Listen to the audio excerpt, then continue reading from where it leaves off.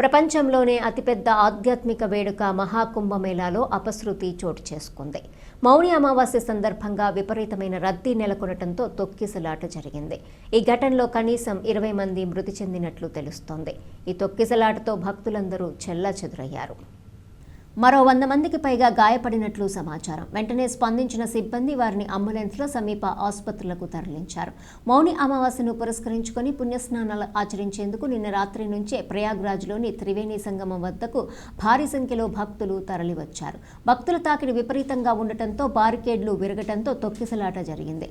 Sector 2 ప్రాంతంలో ఈ దుర్ఘటన చోటు చేసుకుంది. ఈ ఘటనలో సుమారు 20 మంది మృతి చెందినట్లు పలు మీడియా కథనాలు వెల్లడిస్తున్నాయి. మృతుల సంఖ్య మరింత పెరిగే అవకాశం ఉంది. అయితే మరణాల సంఖ్యపై యూపీ సర్కార్ ఇంకా అధికారిక ప్రకటన చేయకపోవటం గమనార్హం.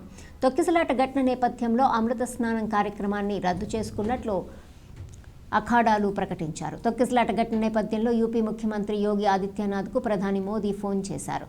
గంటల వ్యవధిలో 3 సార్లు సీఎంతో మాట్లాడి తాజా పరిస్థితిని అడిగి తెలుసుకున్నారు. అటు కేంద్ర హోంమంత్రి అమిత్ షా కూడా ఘటనపై ఆరా తీశారు.